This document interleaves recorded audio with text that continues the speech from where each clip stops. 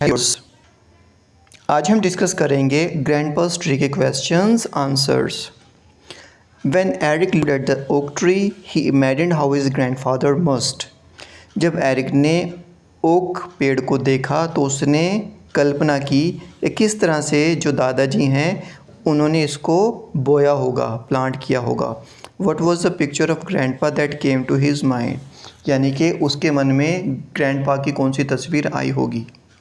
Eric imagine his grandpa leaning over a hole in the ground. Eric ने ये कल्पना की कि उसके जो ग्रैंडपा हैं, दादाजी हैं, वो ग्राउंड के ऊपर हुए खड्डे के ओर झुके हुए हैं। A bucket by his side with sampling in it. उनके हाथ में एक साइड में एक बाल्टी है जिसके अंदर वो छोटा सा पौधा है। जेंटली पार्टिंग द अर्थ, वो बड़े प्यार से मिट्टी को हटा रहे हैं। He would admire his work for a few hours, और दादाजी ने पौधे को लगाकर अपने इस काम को सराहा।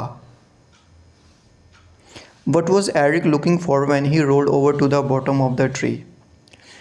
एरिक क्या ढूंढने की कोशिश कर रहा था जब वो पेड़ के आसपास घूमा। डिड ही फाइंड इट, क्या वो उसको ये चीज़ मिली। Eric was looking for a peg in the tree. Eric पेड़ में लगे हुए उस खूंटी को ढूंढ रहा था। येस ही फाउंड इट, हाँ उसको वो मिल गई। List the steps Eric takes to make his climb possible, यानी कि 3 स्टेप्स बताओ जिससे एरिक ने अपने आप को पेड़ पर चढ़ने के लिए काबिल बनाया, योग्य बनाया।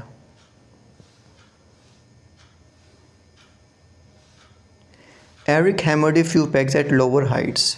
एरिक ने कुछ यानी कि लोअर हाइट पर उसने कुछ हैमर यानी कि हथौड़ी से कुछ जो खूंटियाँ थी उसमें पेड़ में ठोक दी, लगा दी। He reached for the first peg and pulled himself off his wheelchair. अब सबसे पहले वो पहले पैक पर उसने पैर रखा और व्हील चेयर को पुश किया, यानी कि वो पेड़ के साथ लग गया। He leaned his back against the truck. अब उसने अपनी कमर को ट्रंक की ओर झुका लिया।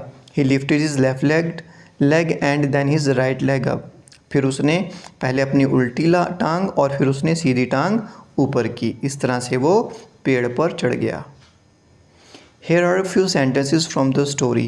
कहानी में कुछ sentences दिए गए हैं। Read them carefully. इनको ध्यान से पढ़ो। What do these sentences tell us? ये वाक्य हमें क्या बताते हैं। Choose the best answer from the given options. जो given options है उसमें से सबसे बेस्ट आंसर चूज़ करो। More than one option can be correct. ठीक है ना, एक से ज़्यादा ऑप्शन भी करेक्ट हो सकती हैं। Knowing grandpa he would have finish the job neatly. उसको पता था कि वो अपने काम को बहुत अच्छे से पूरा कर सकता है। Then brought over his lawn chair and set and admire.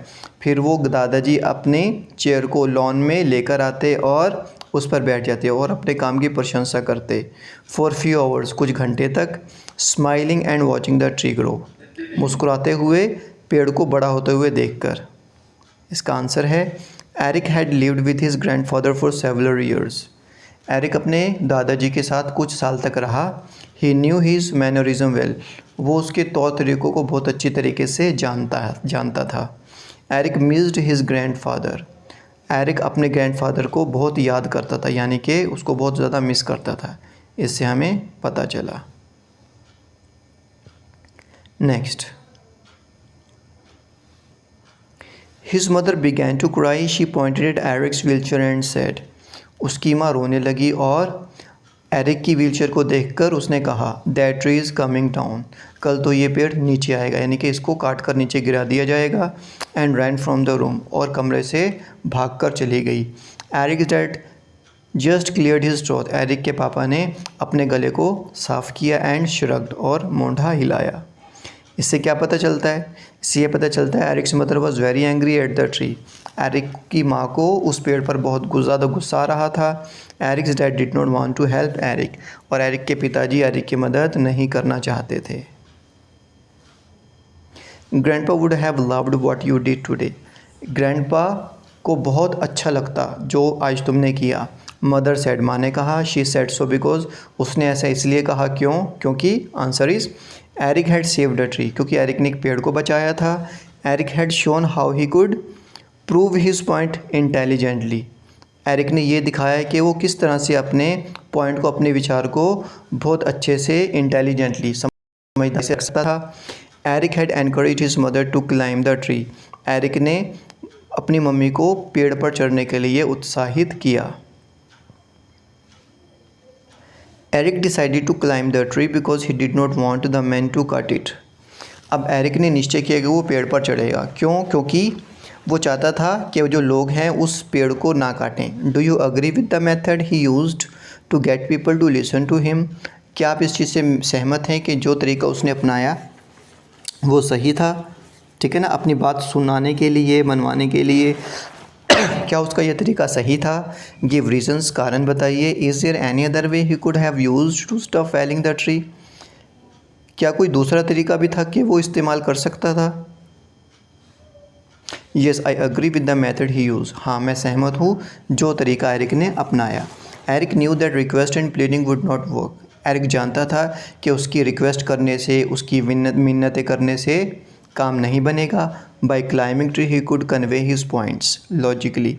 और पेड़ पर चढ़कर वो अपने पॉइंट्स को इंटेलिजेंटली और अपने तर्क को, अपने लॉजिक को तर्क के साथ रख सकता है। He could hid the tools that the two men brought to cut the tree। और इसके अलावा वो जो टूल्स लेकर आए थे, ठीक है ना, पेड़ काटने के, उनको छुपा भी सकता था। इस तरह से वो पेड़ को कटने से बचा सकता था। Eric's mother thinks that the tree is the cause for his paralysis। Is this true? Eric की माँ को ये लगता है कि जो पेड़ है वही कारण है एरिक के अपाहिज होने का, पैरालिसिस होने का। Is this true? क्या ये सच है? No, the tree was not the cause for Eric's paralysis. नहीं, पेड़ कारण नहीं था एरिक की अपाहिजता का। क्यों? क्योंकि it was just an accident. ये तो सिर्फ एक एक्सीडेंट था उसका पेड़ पर से गिरना। It is not right to blame the tree. ये अच्छी बात नहीं है कि पेड़ को दोष दिया जाए। The two man from the tree cutting service had to go back without cutting the tree.